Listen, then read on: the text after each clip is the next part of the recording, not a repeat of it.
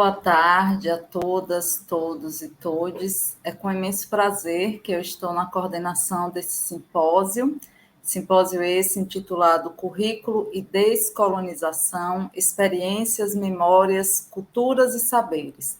Somam-se a mim o professor Fernando Jorge Pina Tavares, a professora Deise Batista dos Santos e Raquel Alves da Silva, assistente social e indígena do povo Genipapo-Canidé.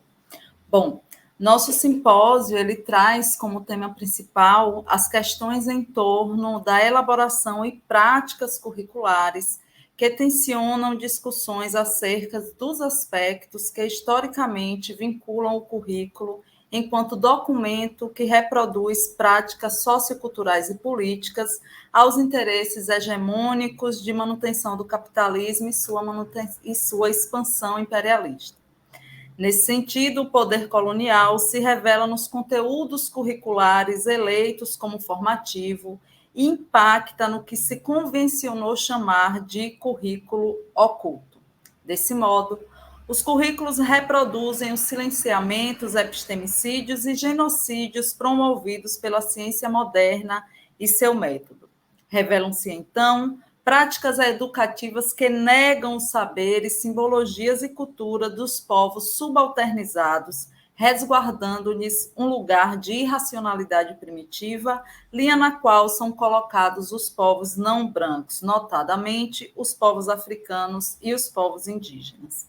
Assim, Boaventura de Souza Santos nos diz que a ciência moderna opera a partir de um pensamento abissal, excludente e segregacionista. É nesse sentido que os 4 trabalhos aqui propostos apresentam o primeiro trabalho, que será apresentado pela professora Deise, a perspectiva da cultura cigana, o segundo trabalho, que será apresentado por Raquel, através das compreensões e das mulheres indígenas, criam potências para atos de currículo que podem intercriticamente trazer valiosas contribuições não apenas para o conteúdo curricular, mas também para a elaboração de pedagogias outras, como vai nos ensinar o professor Fernando Tavares, que deem conta da memória e da experiência como condições fundantes para o processo formativo dos atores sociais. Bom, Raquel Alves da Silva é indígena do povo Genipapo-Canidé, que se localiza no município de Aquirás, no Ceará, neta da primeira mulher cacica do Brasil, a Cacica Pequena, e é considerada pelas lideranças mais velhas de seu povo como jovem liderança. Estudou na Escola Indígena Genipapo-Canidé, fez parte da primeira turma do Núcleo de Jovens Monitores do Museu Indígena Genipapo-Canidé, participou do programa de qualificação de jovens do povo Genipapo-Canidé para turismo comunitário, foi integrante da Escola Popular do Turismo Comunitário do Ceará, atualmente é graduada em Serviço Social pela Universidade Federal do Recôncavo da Bahia, foi membro do coletivo de estudantes indígenas da UFRB e participou como bolsista voluntária do programa Pega a Visão, Estratégias de Comunicação para Políticas Públicas de Cuidado e Redução de Danos para Jovens e Pessoas em Situação de Rua. Bom, estará conosco também o professor Fernando Tavares Pina, que é natural de Cabo Verde, África Ocidental, é professor, pesquisador e diretor do Centro de Estudos Africanos, CEA, na Unilab, onde também é professor. Possui doutorado em Educação pela Universidade de São Paulo e pós-doutorado em Educação pela Universidade da Pensilvânia, Filadélfia, nos Estados Unidos da América. Coordena o grupo de pesquisa Pedagogia Sankofa e Descolonização do Saber e do Currículo Escolar em África e na diáspora africana. A professora Deise Santos é enfermeira, educadora popular em saúde, sanitarista, especialista em saúde coletiva, com concentração em gestão da atenção básica e em gestão cultural, pós-graduada em gestão de programas de residência em saúde, mestra em ensino em relações étnico-raciais, doutoranda no programa de Estado e Sociedade, bailarina e arte educadora. Atualmente, apoiadora institucional da educação permanente em saúde na atenção primária da Secretaria Municipal de Saúde de Itabuna, Bahia. E eu, Larice Brito, que sou assistente social, mestre em estudos interdisciplinares sobre universidade, doutoranda em educação e membro pesquisadora do Formace. É com muito prazer que, nesse momento, eu chamo a professora Deise para dar início ao nosso simpósio. Boa tarde, professora Deise. Pode ficar à vontade para iniciar. Boa tarde, Larice. Obrigada.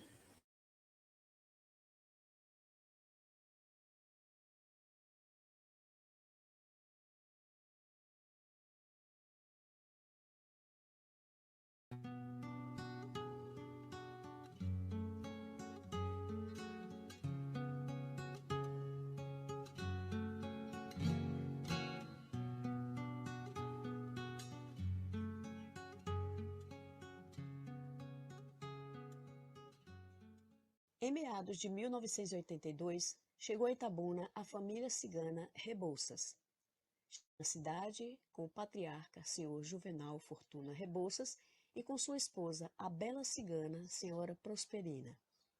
Com Prosperina, Juvenal teve 12 filhos: Gerisnal, Augusto, Aderbal, Ubirajara, Salomão, Digenal, Joseval, Rizomar, Italva, Violeta, Risoleta e Rizá. Hoje, família crescida, reside em diversos bairros da cidade. Foi na comunidade da Rua de Palha que o senhor Gerisnal Fortuna Rebouças e sua esposa, a amável e bonita cigana, senhora Ione Fortuna Rebouças, construíram sua morada, seu lar e sua família. Família alegre, unida e acolhedora. Apresentam firmes posicionamentos quanto à necessidade de manter condutas e comportamentos que preservem a identidade cigana. Os Fortuna Rebouças são exemplo de resistência. Festeiros, comunicativos e amigos. Com suas saias rodadas e roupas coloridas, as mulheres mostram o colorido da vida e, junto com os homens, demonstram a beleza e riqueza de uma família unida e repleta de respeito, atenção e cuidado com todos. Senhor Gerisnal, Dona Ione e toda a família Fortuna Rebouças. Imensa honra por ter sido tão bem recebida na comunidade. Imensa honra ter aprendido tanto com os ciganos de Itabuna. Imensa honra por cada momento vivido ao lado de vocês. Imensa honra por saber que muito ainda caminharemos juntos. E imensa honra por me ensinarem que, de alguma forma, somos todos filhos do vento.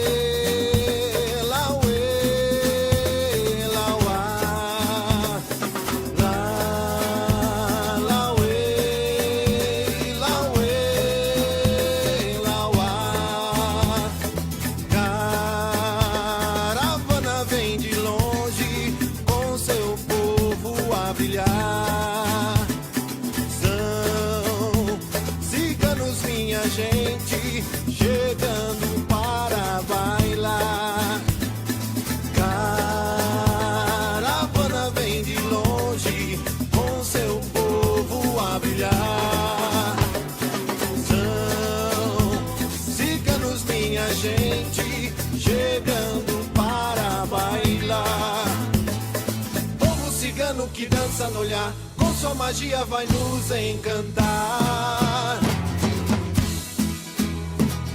Povo cigano que dança no olhar, com sua magia vai nos encantar.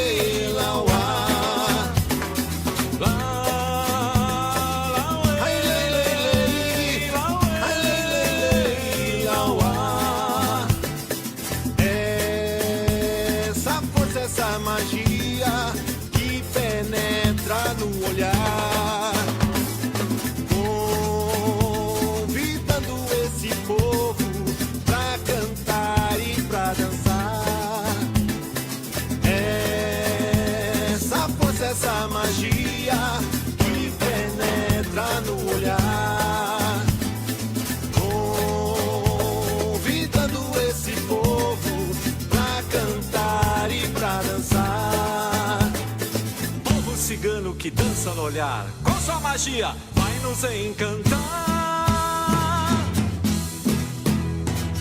Povo cigano que dança no olhar, com sua magia vai nos encantar.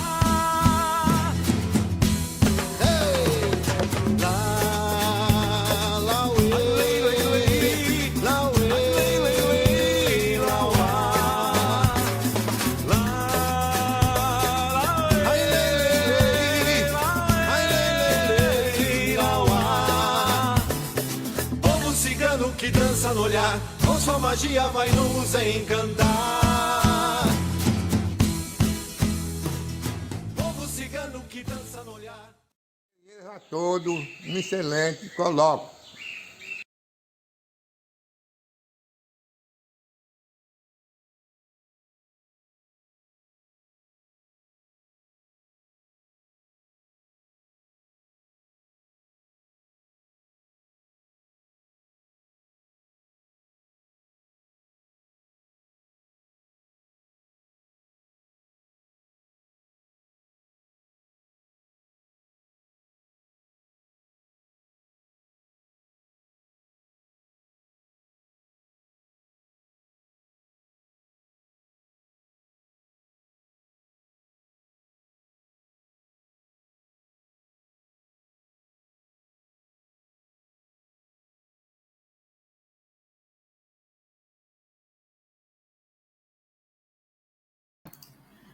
Professora Deise, a senhora esqueceu de ligar o microfone.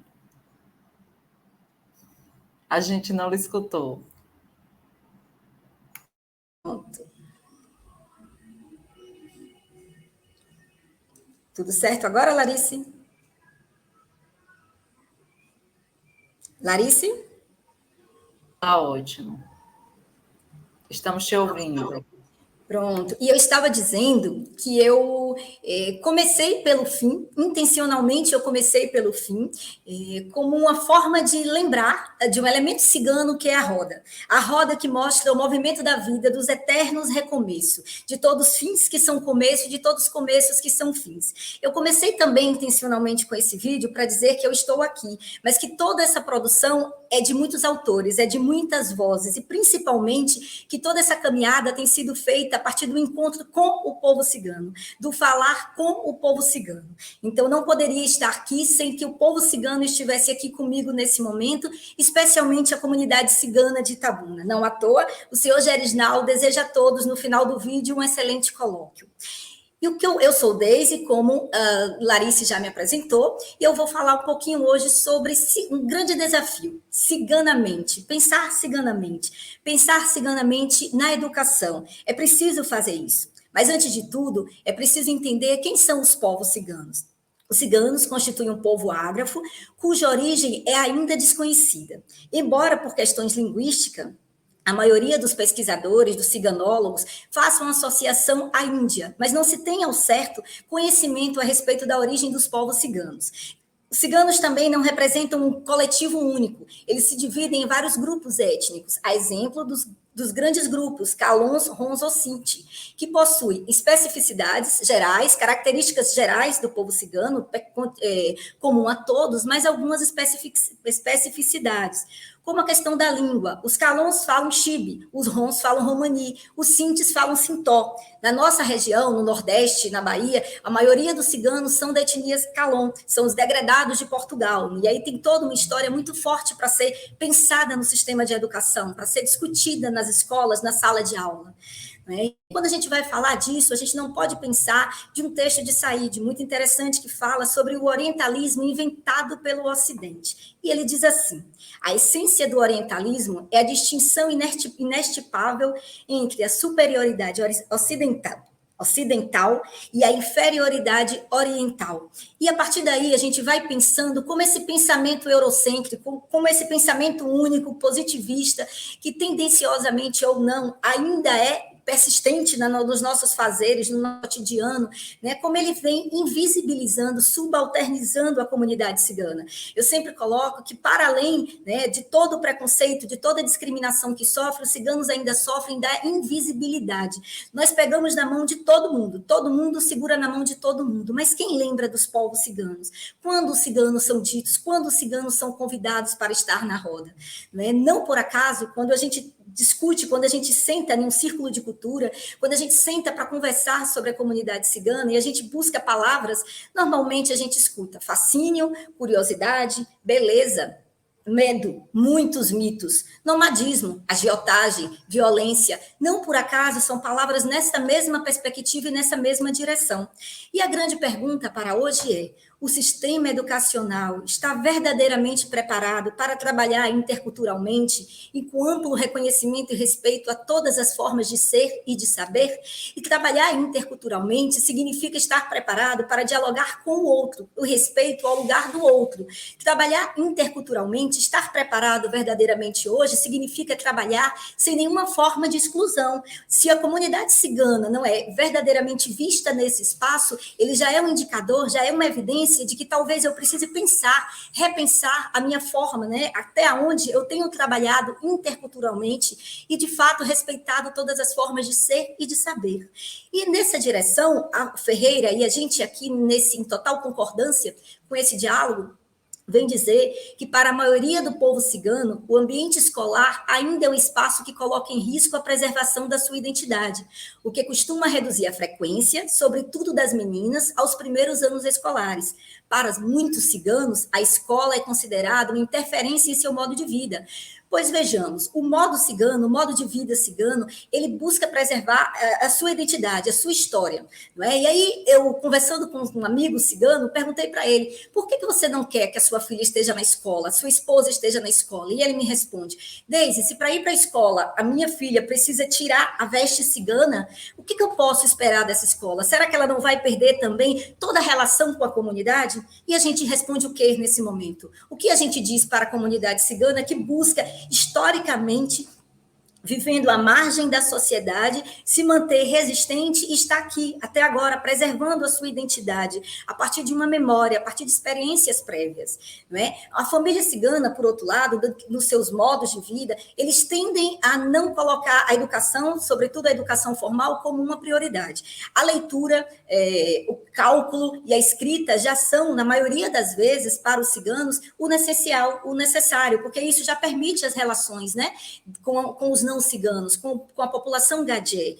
Da mesma forma, para as meninas ciganas, muitas vezes, o casamento e a maternidade é a grande forma de ascensão. E isso condiz com o modo de vida cigano, e elas anseiam por isso. Da mesma forma, os meninos, eles foram preparados para assumir o lugar do pai, de provedor, e eles desejam isso. Então, é todo um processo. Então, o grande desafio que fica é exatamente o que significa na educação, o que significa na saúde, o que significa socialmente, culturalmente, politicamente, pensar ciganamente. Pensar ciganamente exige o reconhecimento e respeito às singularidades étnicas também cigana, exige a habilidade para a tessitura de novos saberes e de novas formas de se pronunciar ao e com o mundo. E quando a gente fala tessitura de novos saberes, a gente questiona essa vontade, essa abertura para a qual nós estamos, né, dispostos, até que ponto nós estamos dispostos para o híbrido, né, para esse novo saber. Ou nós estamos propondo um movimento de contracultura, mas em contraponto, estamos esperando que a comunidade cigana venha para que ela aprenda aquilo que a gente define enquanto certo. Né? Então, isso não significa tessitura de novos saberes. Novos saberes são aqueles que nascem do encontro. E não à toa, Simões vem dizer, 2007, que a dificuldade de acesso e permanência dos ciganos na escola se deve, em parte, à falta de preparo das instituições escolares, de currículos elaborados a partir de uma concepção monocultural, do despreparo dos professores em lidarem com as diferenças. E agora é a academia reafirmando aquilo que a própria comunidade cigana diz, quando ela diz: a minha filha não vai porque ela vai precisar tirar a sua veste cigana. E isso é um risco, põe em risco a preservação da nossa memória, a preservação da nossa identidade. E nessa perspectiva, pensar ciganamente para se atuar, né, fazer uma educação educação verdadeiramente de encontro com a comunidade cigana, talvez o grande desafio não esteja em manter o povo cigano no banco escolar, mas seja em encontrar coletivamente o sentido de estar na escola, para estar na escola. É necessário que o cigano se sinta pertencente àquele espaço. É claro que esse movimento tem crescido muito, hoje nós temos muitas ciganas, muitos ciganos, embora um número ainda muito pequeno, mas nós temos ciganos na escola básica, na graduação, na pós-graduação, enfim, nós temos hoje, esse movimento tem se modificado, mas é necessário que esse movimento seja ainda mais coletivo, ainda mais de todas as partes, não o desejo de individual de sujeitos, mas institucionalizados, não é? E aí, nesse movimento, o que a gente espera? A nossa expectativa é que aprendamos a fazer leituras do mundo e a cirandar com a sabedoria cigana. Isso é círculo de cultura. Descolonizando as matrizes curriculares a partir da descolonização da nossa forma de pensar e da nossa forma de agir e de reagir. E quando eu falo isso, imediatamente eu volto a um texto, né, que saiu, uma publicação no G1 no ano de 2020, exatamente em 30 de outubro de 2020, no auge da pandemia, e dizia assim: escolas e universidades em Portugal são pichadas com mensagem contra brasileiros, negros e ciganos. E dizia o texto: 3 escolas secundárias e 2 universidades, além de um centro para refugiados, foram pichados em Lisboa com mensagem de ódio contra negros, ciganos e brasileiros na madrugada desta sexta-feira. E diz lá, né, no espaço, morte aos ciganos, portugueses, digam sim ao racismo. E aí eu me pergunto quantas vezes, silenciosamente ou não, diretamente ou não, tudo isso tem sido repetido no nosso dia a dia, de que forma a ciganofobia tem se sustentado nos nossos ambientes escolares, quando nós não estamos preparados para receber uma cigana com a sua roupa cigana. Para a cigana Kalim, o seu vestido é uma marca identitária. E o que significa isso? E a gente fala do vestido apenas como um símbolo, mas isso remete a toda uma conjuntura cigana, a toda questão de encontro transcultural, não é? Já é transcultural mesmo, do encontro intercultural, transcultural, do encontro com o outro. Mas como a gente não pode ficar nessa questão, né, só das dificuldades, vamos apresentar os caminhos. Eu acho que o grande desafio é isso, não é o que fizemos. A roda da vida mostra isso, que a gente tem que sempre seguir. Todo fim é um começo, todo começo é o fim. E a resiliência e o começar de novo é uma marca do povo cigano. Por isso aqui está, alguns documentos, são vários documentos, a partir do decreto do então presidente Lula, que instituiu o Dia Nacional dos Povos do Cigano, 24 de maio, um movimento cigano muito bonito se estabeleceu no Brasil, embora ainda sem visibilidade. E aí eu trago como exemplo o documento Brasil Cigano, um guia de políticas públicas para os ciganos, o documento Povo Cigano, Direito em Suas Mãos, e especificamente o documento Ciganos, o documento orientador para os sistemas de ensino. Né? E aí cabe realmente a todos nós, sejamos da saúde, sejamos da educação, das artes, de qualquer eixo, a gente realmente fazer esse movimento, né? Essa dança, essa caravana que vai de encontro com o outro, essa dialogicidade que não pode ser teórica, essa outridade, essa alteridade que não pode ser teórica, né, que eu preciso realmente praticizar. E se a educação é o grande eixo, né, fomentador, então sensibilizador, é a partir daí que eu preciso promover e gerar essa diferença. E eu encerro com um poema de uma grande cigana, foi a poeta Papusa, que diz assim: como eu queria aprender, ler, escrever, como eu queria cantar um poema cigano, o cavalo cigano perto da carroça, uma longa estrada nos espera, como eu tinha sede de saber compor versos ciganos e declamar para você, meu irmão, lindos versos. Ouça então, irmão, o que vou dizer, deixarei cantos e poemas para você, a sua memória, para que você saiba e que você diga que ela era uma menina cigana, que ela crescera de berço cigano. A você, ela escreveu tudo. Obrigada.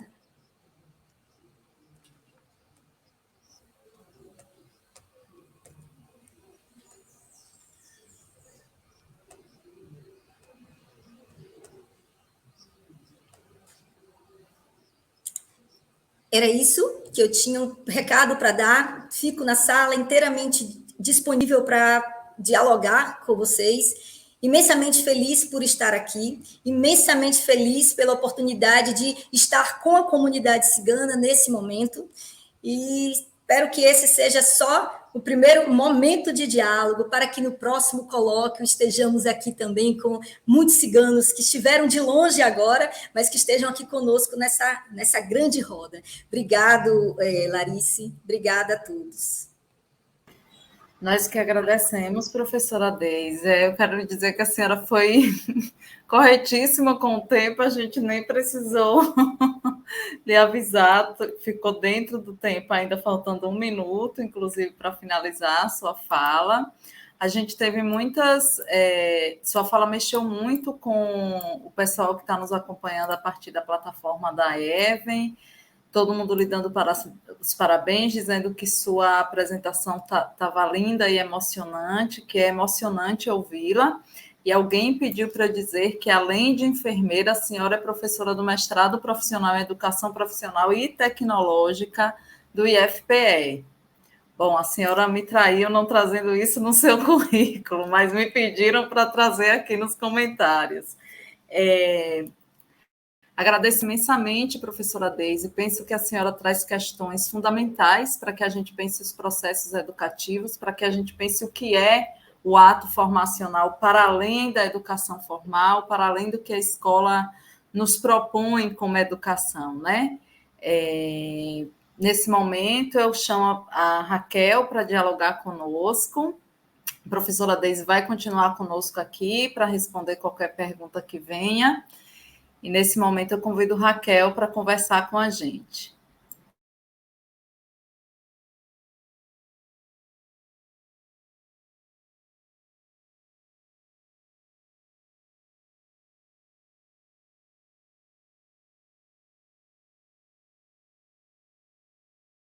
Raquel, eu acredito que seu microfone esteja desligado. Tente ligá-lo aí e falar novamente. Por favor.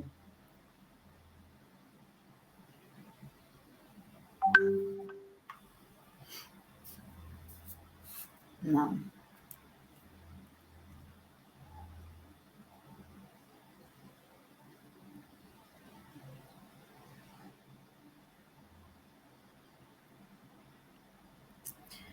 Certo. Raquel está com algum problema no áudio.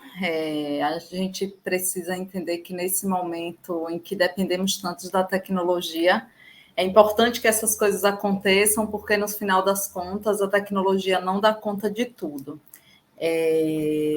Eu vou apresentar o trabalho de Raquel e apresentar com muito cuidado, esse que é um trabalho que, para mim, é muito caro e muito importante para as nossas discussões dentro do currículo. Eu vou tentar compartilhar aqui na tela com vocês, ao menos a imagem da Raquel. Vocês me dizem se vocês estão vendo, porque aí a gente não fica sem...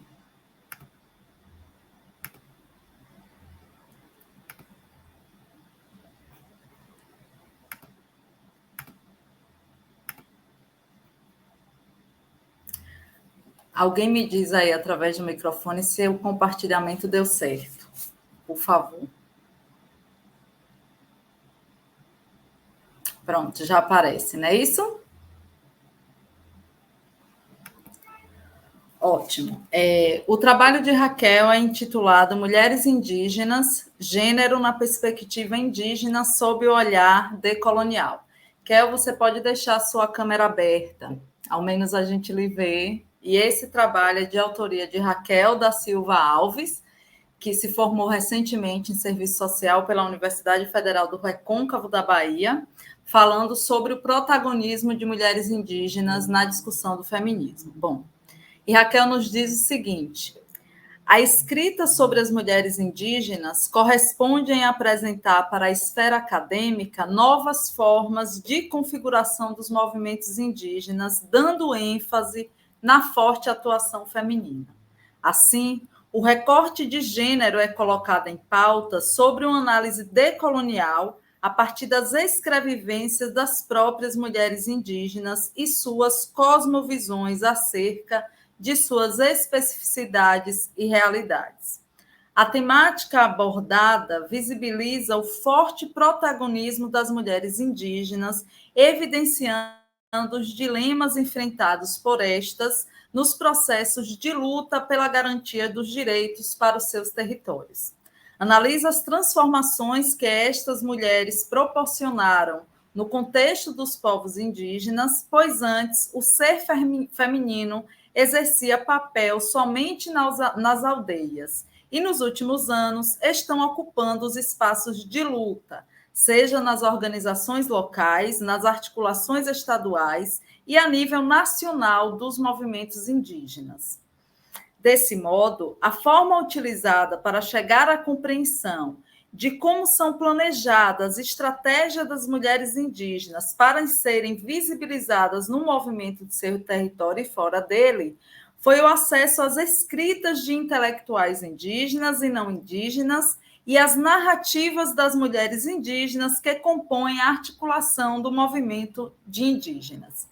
É evidente a importância da discussão de gênero na questão indígena. Sendo assim, é imprescindível que essa questão seja colocada nos currículos das instituições formais de ensino, para que a sociedade não indígena possa aprender a respeito da pluralidade indígena, até então desconhecida, principalmente no que se refere a questões relacionadas às mulheres indígenas.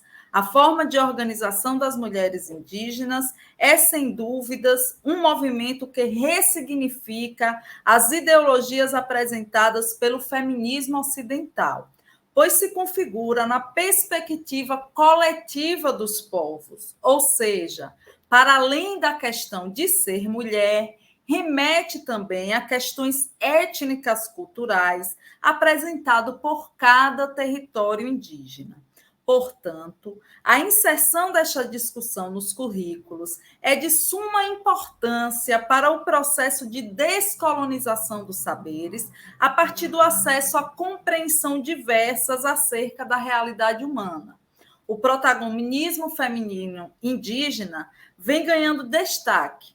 É possível observar que mulheres indígenas estão hoje em locais de disputa e exercício de liderança e poder, assim como ambientes educacionais, em especial da educação universitária, o que tem permitido uma discussão acerca da necessária produção indígena no conteúdo curricular dessas instituições. Bem, obviamente que ler o resumo de Raquel ou o trabalho de Raquel não é a mesma coisa que falar como Raquel, mas eu vou tentar aqui, de algum modo, Raquel, fazer jus a tudo aquilo que você representa e a tudo aquilo que você vem debatendo ao longo desses anos. Eu tenho uma admiração muito grande por Raquel. Raquel foi minha estudante quando eu era professora substituta na UFRB, onde eu também me formei, e desde ali Raquel já se colocava como essa estudante indígena que tinha pautas que a academia não dava conta. Então, o trabalho de Raquel vai bem nesse sentido de questionar a não presença de intelectuais indígenas e não indigenistas para narrar as suas próprias histórias. Então, Raquel parte da própria experiência da cacica pequena, que é a sua avó, e que representa salvo engano, ela é a primeira cacica numa tribo indígena brasileira, então ela representa essa potência da força feminina indígena, e o que Raquel vem nos provocar, vem nos convidar, é pensar esse feminino, é pensar esse feminismo a partir de parâmetros das próprias comunidades indígenas. E aí, quando a gente fala de comunidades indígenas, a gente não pode pensar na universalização operada pelo poder colonial e pensar que as comunidades indígenas vivem e se constroem a partir de um único parâmetro. Não é isso, Raquel deixa muito claro no seu trabalho que cada comunidade, cada povo, cada etnia indígena vai se produzir, se fazer, se reproduzir a partir de parâmetros muito singulares, a partir daquilo que é produzido dentro da própria comunidade. uma das coisas que eu penso que deve ser destacada, que veio também na fala da Deise, é essa lógica circular do conhecimento, essa lógica do entendimento do outro como uma potência em mim, e é essa lógica que faz com que eu me reconheça no outro, né? Para quem já teve a oportunidade de ouvir pessoas indígenas de diferentes etnias falando, a gente vai ver que eles sempre se referem uns aos outros como parentes. E sempre me emocionou muito essa referência, essa deferência, porque a gente está falando de um povo que se reconhece no outro como extensão de si. A gente não está falando de um povo que se desliga como a branquitude pensa o mundo, mas um povo que se pensa como extensão do outro e como extensão da própria natureza. Eu espero, Raquel, que eu tenha feito jus ao seu trabalho. Certamente eu não o apresentei com a beleza que você apresentaria. Certamente você apresentando teria uma outra profundidade, uma outra complexidade que eu não vou dar conta, e não é isso que eu espero, mas demarcar aqui a sua presença e dizer que a tecnologia não dá conta de tudo. Ela nos ajuda, mas ela não pode ser tomada como a única via para os nossos diálogos. Bom, eu encerro aqui a minha representação ou apresentação do trabalho de Raquel. Agradeço a Raquel por ter me permitido fazer essa apresentação, Raquel. Certamente nós nos encontraremos aí em vários outros eventos. Lhe peço para continuar conosco, porque caso haja alguma pergunta do chat, Raquel vai poder responder, sendo que eu vou transmitir falando para vocês, ela vai dialogando com a gente no chat. Nesse momento, eu convido o professor Fernando Tavares para dialogar conosco sobre a pedagogia Sankofa. Muito obrigado. Boa tarde a todas e a todos e a todas. Eu quero, em primeiro lugar, agradecer toda a organização deste grande evento e, sobretudo, na pessoa da professora Larissa, pelo convite, né, que muito me honra de poder estar aqui neste fórum para partilhar convosco as minhas experiências e pesquisas e concepções pedagógicas, né? Bem, eu organizei aqui um pequeno texto que eu vou tentar apresentar, isso por conta também do tempo que nos é muito escasso, né? Então, o tema da minha comunicação se intitula Pedagogia Sankofa e Descolonização do Currículo Escolar, Desafios Epistemológicos para a Educação em África e na Diáspora Africana. Este tema tem tudo a ver com a linha de pesquisa que também eu coordeno no projeto de pesquisa, e por isso mesmo eu resolvi, a título de socialização e de experiência, escrever esse texto para poder, portanto, partilhar com vocês. E presumivelmente o tempo não vai chegar, mas quando me for dada a indicação, eu poderei também tentar parar e fazer uma síntese mais breve, né? Então, nesta comunicação, nós discutimos a possibilidade de construção epistemológica de uma pedagogia Sankofa para a descolonização do saber e do currículo escolar em África e na diáspora africana, fundamentado nas teses de Cheikh Anta Diop sobre a unidade cultural da África Negra, no ideário de Amílcar Cabral sobre a reafricanização das mentes e o regresso às fontes culturais, e no paradigma epistemológico da afrocentricidade de Molefe Keti Asante sobre a valorização da experiência africana. Subsidiamos ainda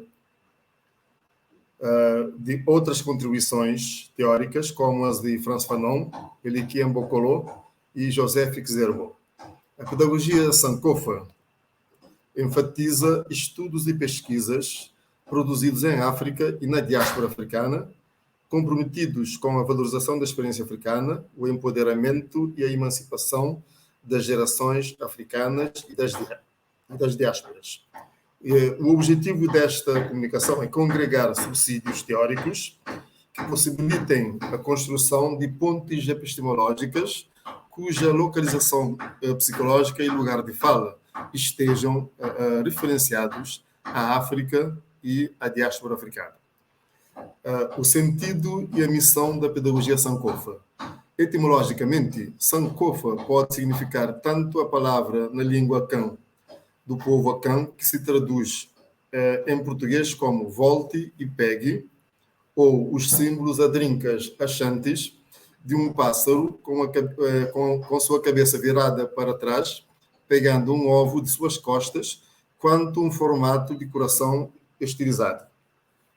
Sankofa é frequentemente associado ao provérbio que, traduzido para o português, significa que não é errado voltar atrás pelo o que esquecestes.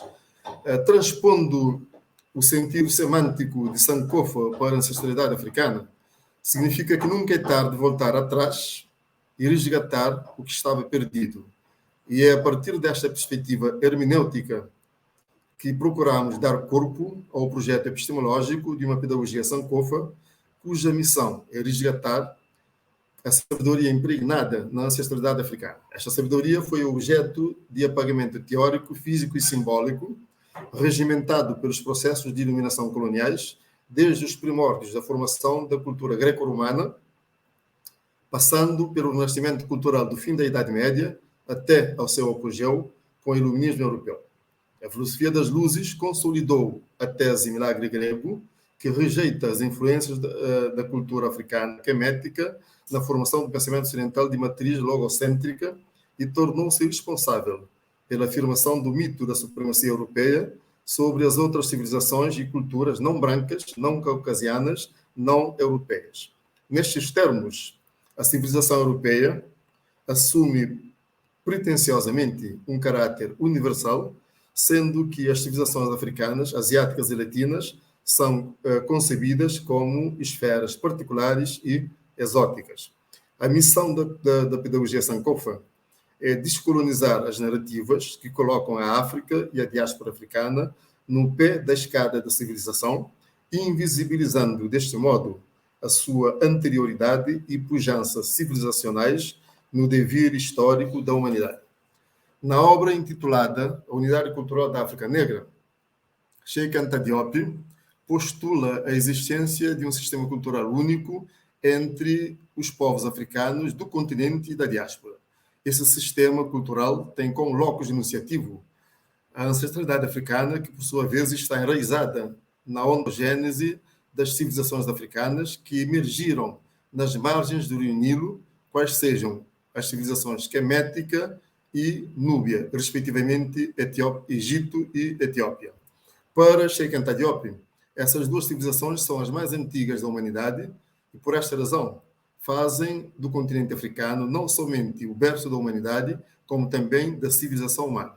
Com base nessa unidade territorial, a diáspora africana passa a ser considerada a sexta região da África, justificando, deste modo, a ideia do sistema cultural africano e a unidade cultural do povo negro no mundo. A concepção desterritorializada da África e sua diáspora permite compreender os problemas que afligem o povo negro numa perspectiva panafricanista e constitui um locus privilegiado para a compreensão do processo histórico responsável pelo retrocesso civilizacional, entre aspas, a que esse povo foi subjugado pela máfia da escravidão e dominação colonial. Esse entorno possibilita também compreender as causas ancestrais pela emergência do movimento pan-africano e da negritude nas diásporas africanas e a sua contribuição na formação dos movimentos independentistas e nacionalistas africanos, cujas lutas de libertação culminaram com a conquista da independência e autodeterminação política dos países africanos a partir da década de 1950 do século XX. Contudo, e como observa Amílcar Cabral, a independência dos países africanos não é suficiente para a libertação da África do jugo colonial. O neocolonialismo, o racismo, a exclusão social e a pobreza extrema, as doenças, o analfabetismo, etc., configuram-se, entre vários outros problemas, que precisam ser debelados do continente e da diáspora, e por isso o povo negro precisa municiar-se de instrumentos emancipatórios para o enfrentamento do neocolonialismo e da alienação cultural perpetrados pelo mito da supremacia europeia. Essas narrativas permitem repensar o pensamento educacional produzido na África pós-colonial e sua diáspora, cujas políticas curriculares se configuram ainda demasiadamente eurocêntricas, em desabono das culturas e das línguas nativas africanas marginalizadas e excluídas dos processos educacionais e dos currícula escolares.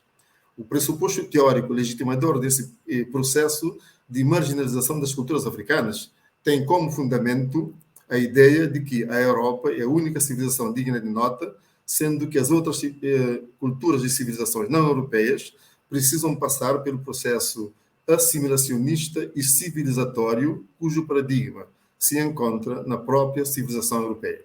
Essa ideologia tem sido o princípio norteador das políticas educacionais empreendidas no período colonial europeu em África, através do processo de assimilação da cultura dominante pelas populações nativas africanas, disseminado sobretudo através da educação, transformando assim o currículo escolar num poderoso instrumento de inculcação ideológica e na reprodução do status quo colonial. Como nos faz notar Benedito, a supremacia europeia dos últimos 5 séculos fez com que a Europa impusesse o seu paradigma civilizatório a toda a humanidade. Essa supremacia perpetua-se no continente e na diáspora, em todos os setores do desenvolvimento, e se reproduz através da cultura e da educação configuradas pelo neocolonialismo. Parafraseando a Santi, é necessário desconstruir essa ideologia para que africanos e diásporas africanas possam desenvolver a sua identidade de forma positiva e assumir o controle de suas agências. Com efeito, e para enfrentar o mito da supremacia europeia, um conjunto de intelectuais africanos do continente e da diáspora, inspirados principalmente nos trabalhos de Cheikh Anta Diop, desenvolveram um paradigma epistemológico que recoloca os africanos como agentes do seu processo histórico. Essa perspectiva é denominada afrocentricidade. Molefi Kete Asante, que é um dos principais defensores do paradigma da afrocentricidade, o define da seguinte forma: a ideia afrocêntrica refere-se essencialmente à proposta epistemológica do lugar. Tendo sido os africanos deslocados em termos culturais, psicológicos, econômicos e históricos, é importante que qualquer avaliação de suas condições em qualquer país seja feita com base em uma localização centrada na África e sua diáspora. Reportando-se ao conceito de agência como condição de resgate e preservação da ancestralidade africana, a Santi observa que a afrocentricidade pode ser considerada um tipo de pensamento que percebe os africanos como sujeitos e agentes de fenômenos atuando sobre a sua própria imagem cultural e de acordo com os seus próprios interesses. Nesta acepção, o autor assinala que uma proposta epistemológica afrocêntrica deve, assim, centrar e reorientar os africanos. Não obstante algumas posições ideológicas dissonantes em relação ao paradigma da afrocentricidade, consideramos pertinente a sua predileção pela valorização epistemológica da experiência africana e é, a partir desse lugar, que nos propomos discutir a educação e a descolonização do saber e do currículo escolar. Para tanto, partimos do pressuposto que, tanto no continente africano como na diáspora africana, a educação e a política do currículo escolar servem mais aos interesses de uma hegemonia branca eurocêntrica. A história e a cultura africanas continuam sendo marginalizadas e excluídas do mapa do saber num verdadeiro epistemicídio de culturas e saberes ancestrais que precedem a ontogênese da civilização humana, da civilização ocidental. É nesta perspectiva epistemológica afrocentrada que devemos refletir sobre a situação da educação e das reformas curriculares no período pós-colonial nos Estados africanos e nas diásporas africanas, com o intuito de combater o epistemicídio de culturas e civilizações ancestrais e africanas, praticado pelo chauvinismo cultural do Ocidente a partir da civilização grega e pelo mito da supremacia europeia orquestrado pelo iluminismo europeu. A renascença cultural africana constitui, assim, um grande desafio para a educação na África pós-colonial, e a pedagogia Sankofa é um projeto epistemológico afrocêntrico comprometido com a reforma curricular que promove o ensino de história e cultura africana e da diáspora africana nas escolas. A descolonização do currículo escolar pode, assim, ser entendida enquanto proposta epistemológica do lugar, ancorado no combate ao processo histórico de apagamento físico, teórico e simbólico da África e da diáspora africana da epistemologia ocidental. Um currículo afrocentrado deve ter como princípio a diversidade cultural e a inclusão dos aportes culturais e saberes ancestrais de origem africana e diásporas africanas nos sistemas curriculares. Neste âmbito, línguas e culturas nativas africanas e várias outras manifestações culturais de matriz negro-africanas devem ser incluídas no sistema de ensino e nos currícula, assim como a própria história colonial dos países africanos e das diásporas negro-africanas. Amílcar Cabral deixou um legado histórico imprescindível ao projeto de descolonização do saber e do pensamento educacional em África e na diáspora africana, defendendo o retorno às fontes culturais e a reconversão ou reafricanização dos espíritos. Nessa perspectiva, Cabral atribui centralidade à cultura enquanto síntese dinâmica da sociedade e da história, enfatizando tanto a possibilidade de sua utilização pela classe dominante colonizadora como instrumento de dominação e alienação do povo colonizado, quanto o seu potencial libertador do povo oprimido através da luta de libertação desse povo. Nesse aspecto, Cabral assinala que a luta de libertação é um fato cultural e um fator da cultura, isto é, o povo oprimido e alienado só consegue se libertar quando se mobiliza e conscientemente em torno da sua cultura e pela reconversão e reafricanização das mentes mediante o retorno às suas origens culturais. O processo de reconversão das mentes pode ocorrer antes e no decurso da luta de libertação do povo oprimido, porém, Cabral assinala que a luta de libertação não culmina com a conquista da independência e a autodeterminação política. Portanto, para Cabral, a independência dos países africanos não é suficiente para promover a reafricanização dos espíritos. Este fenômeno deve continuar no período pós-colonial, sendo que o retorno às fontes revela-se imprescindível para a reafricanização das mentes. Este é um desafio que se coloca às políticas e reformas educacionais a serem empreendidas pelos Estados africanos no período pós-independência e que deve ser materializado através do ensino de história e cultura africana e da diáspora africana. Torna-se evidente para Amílcar Cabral o papel da cultura na libertação e no progresso do povo oprimido, sendo que o retorno às fontes constitui um fator fundamental dessa libertação. Nesse sentido, o pensamento de Cabral está em sintonia com as teses de Cheikh Anta Diop sobre a unidade cultural da África Negra, que postula a existência de um sistema cultural único entre o continente africano e a diáspora, sendo esse sistema o elemento essencial da luta de libertação do povo negro. Cabe à educação, através da cultura, assumir esse papel no sentido de introduzir nas políticas e reformas curriculares o ensino da cultura e da história da África e diáspora africana. Esta é a missão da pedagogia Sankofa para a descolonização do currículo escolar.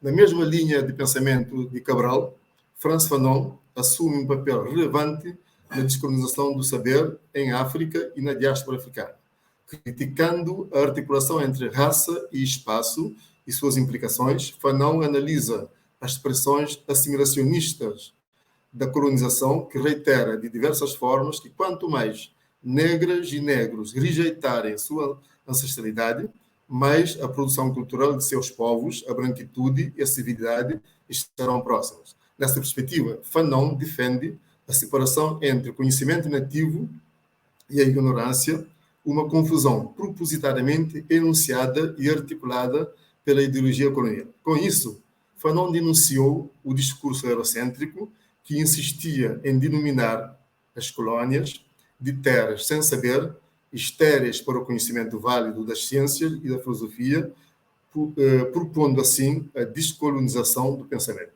Corroborando as teses de Fanon quanto à anterioridade das civilizações africanas, o historiador africano Joseph Kizerbo assinala que entre os séculos XII a XIV da era cristã, a cidade de Timbuktu, no Ghana, era mais escolarizada que a maioria das cidades análogas da Europa. Essa era escolarizada no domínio árabe, sendo que, por vezes, as línguas subsaarianas também eram expressas na escrita árabe. Segundo Kizerbo, aí lecionavam cientistas e professores do ensino superior que eram tão estimados no mundo da inteligência que os discípulos atravessavam o Saara para ouvir os mestres de Timbuktu. Este testemunho mostra a pertinência de se introduzir nos currículos escolares o ensino da verdadeira história da África, bem como o pioneirismo dos intelectuais africanos enquanto precursores da filosofia e da ciência.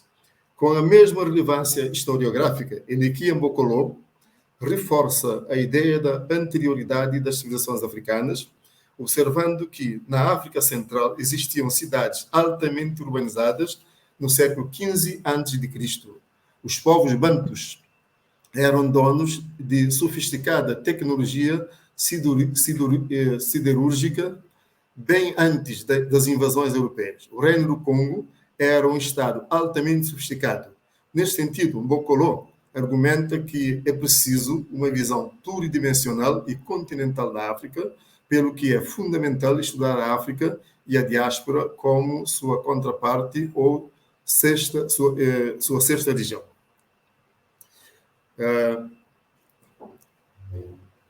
Avultam entre os princípios estruturantes desse dinâmico e complexo sistema: a ancestralidade, a circularidade, a oralidade, a energia vital, o axé, a restituição, a expansão, a relação entre visível e invisível, a memória, a iniciação, a palavra imantada, a corporeidade, a encruzilhada. Nesta perspectiva, a descolonização dos currículos consiste na produção de novas possibilidades curriculares que deverão se refletir no sistema interno das escolas, no material didático, na literatura, na avaliação, na pesquisa, na renovação das disciplinas históricas, na noção de trabalho interdisciplinar e no processo cotidiano de ensino e aprendizagem. Nessa acepção, o currículo é tudo o que existe na escola, toda a herança histórica. O currículo não é um dado em si, ou um dado a priori, mas uma construção social e intelectual. O currículo afrocentrado, ou antirracismo, deve incidir sobre o passado e sobre o presente, ao mesmo tempo que é a atualização desse processo histórico. E atuar sobre o passado é desfazer epistemologicamente a historiografia eurocêntrica, a ciência alimentadora do recalque dos sujeitos e das filosofias oriundas das civilizações e dos processos sociais africanos. Para concluir, eu diria que um projeto educacional compatível com o sistema cultural africano deve, assim, focalizar o paradigma da pluriversalidade em oposição à universalidade pretensiosa do eurocentrismo. Esse enfoque pressupõe uma abordagem fenomenológica da educação africana, cujo fundamento emerge de fenômenos e problemas que afligem a África e suas diásporas, focalizando sempre a especificidade étnico-racial. Esta abordagem metodológica constitui uma interpelação aos pesquisadores e às pesquisadoras da educação para o emergir de novas epistemologias passíveis de engendrar pedagogias alternativas e fronteiriças que podem alicerçar o projeto inovador de uma pedagogia sankofa para a renascença africana. A pedagogia sankofa surge assim como contraponto à pedagogia da exclusão do sistema cultural africano dos modelos escolares ocidentais em África e na diáspora africana. Essa pedagogia tem como locus iniciativo o movimento pan-africano, o movimento da negritude, o movimento nacionalista africano e a renascença cultural africana. Esses acontecimentos afiguram-se marcos históricos sem precedentes no devir da África contemporânea, razão pela qual devem constituir a essência do desenvolvimento curricular nas escolas africanas e da diáspora africana. A pedagogia Sankofa insurge, assim, na contramão da racionalidade e universalidade impregnadas no projeto grego e iluminista da civilização ocidental europeia. Sankofa e o seu olhar voltado para a ancestralidade africana é um apelo à irracionalidade ocidental, aquela que escravizou o povo negro e ainda o mantém refém da assimilação cultural. Pedagogia Sankofa tem como locus iniciativo a ancestralidade africana e o sistema cultural africano. O seu pressuposto fundamental é o paradigma epistemológico da afrocentricidade, centrado na valorização da experiência africana, isto é, a ideia de que os africanos devem ser agência ou agentes da sua própria história, cultura e identidade. Nosso lugar de fala e nossa localização psicológica é a ancestralidade africana, historicamente apagada pela máfia da escravidão e da colonização europeia da África. Eu termino assim a minha apresentação e agradeço a vossa atenção e me coloco, portanto, à disposição para conversas e diálogos sobre esse projeto que eu chamo de Pedagogia Sankofa, que não é mais do que um projeto voltado para a valorização da experiência africana, dentro da perspectiva, portanto, da descolonização do currículo e do saber em África e na diáspora africana. Muito obrigado. Obrigada, professor Fernando. A gente que agradece a sua contribuição. Eu gostaria de dizer que é uma potência, né? Isso que o professor Fernando apresenta como uma nova possibilidade de abordagem pedagógica. Eu conheço o professor Fernando há algum tempo também e a gente vem dialogando sobre essa proposta que ele traz, né? Que é a execução de uma pedagogia Sankofa ou a criação de uma pedagogia Sankofa a partir da afrocentricidade, e eu diria que é uma pedagogia urgente, não apenas para os espaços universitários, mas sobretudo para as escolas, né? Esse resgate da memória ancestral africana, essa possibilidade de nos compreendermos a partir daquilo que fomos para ser aquilo que queremos ser, né? Essa perspectiva da pedagogia Sankofa é extremamente rica e importante para a construção curricular em todos os espaços da educação formal. Bom, por último, nós temos um outro trabalho, que é o meu trabalho, que eu intitulo Currículo, Atos de Currículo e Descolonização de Saberes. Eu não sei se ficou mais tranquilo ou mais difícil falar depois de professora Deise, professor Fernando e de ser interlocutora aí de Raquel, mas eu vou tentar ser sintética e trazer para vocês algo que dialogue com as apresentações anteriores.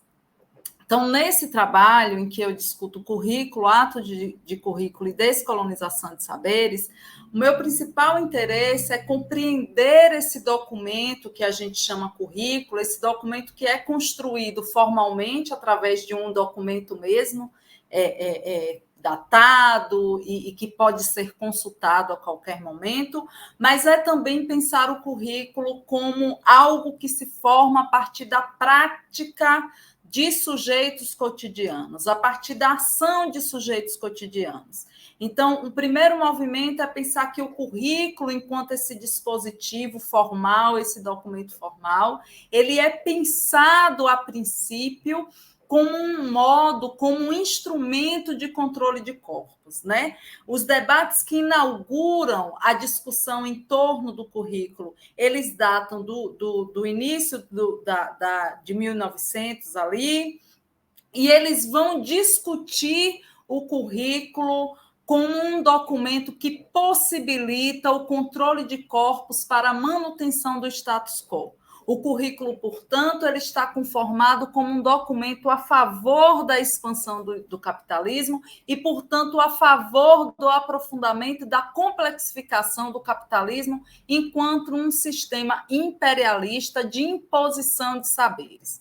O currículo, portanto, ele nasce como sendo um instrumento da classe dominante, ele nasce como sendo um instrumento da branquitude de imposição do saber científico, sobretudo da ciência moderna, da ciência brancocêntrica, da ciência eurocêntrica, como principal saber, como saber verdadeiro. O currículo, portanto, ele é um documento, um artefato histórico que nos diz de silenciamento e de epistemicídios. O currículo ele nasce, portanto, com a ideia de que o saber científico moderno, o saber científico branco, o saber científico heteronormativo é o único saber possível para olhar o mundo, para interpretar o mundo, para experienciar o mundo. E aí a gente não pode deixar de lado o entendimento de que esse currículo ele é intencionado, ou seja, ele tem uma intenção. E que intenção é essa? Me interessa muito aquilo que Daisy traz no início de sua fala, que ela diz assim: um pai de um menino cigano me diz o seguinte: para que eu vou mandar ele para a escola se a escola vai fazer com que ele esqueça a nossa cultura? Mais ou menos isso que Daisy nos traz. E a escola, o currículo é exatamente isso. A gente vai para a escola, veja que quando a gente é criança, que a gente adentra o espaço escolar, a gente aprende a como sentar direito, a como falar direito, a como se comportar direito. Então, a escola ela vai ser traduzida como esse lugar de controle de corpos para atender a demanda da classe dominante, para atender a demanda da classe burguesa, certo? Esse é um primeiro ponto. Um segundo ponto que a gente precisa pensar é que o currículo ele nasce aliado a esse projeto de poder que é o capitalismo.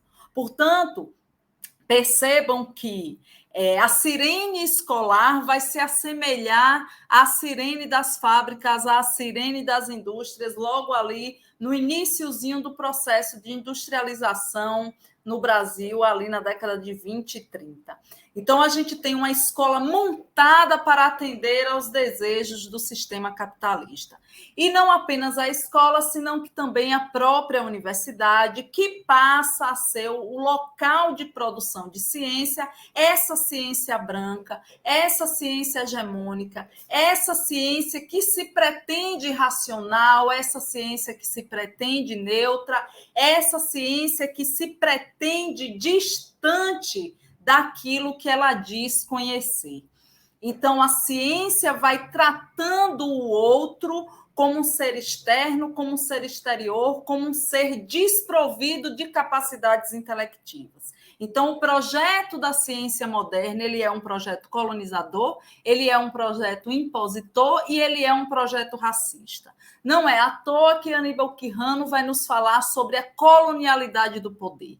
E para Aníbal Quijano, a colonialidade do poder ela é estruturada a partir da diferenciação de raças. Aníbal Quijano vai nos dizer que o que explica a colonização, o que explica o poder colonial é exatamente a diferenciação de raça. Então, a branquitude se colocou como essa raça hegemônica, essa raça civilizada, e disse ao outro negro, ao outro indígena, ao outro cigano, a tudo aquilo que não é branco, que ele não era civilizado, que ele era quase humano. Mas para completar seu processo de humanização, ele precisava passar por um processo de aculturação. Aculturação essa que vai ser operada a partir do silenciamento de saberes negros, saberes africanos e saberes dos povos originários.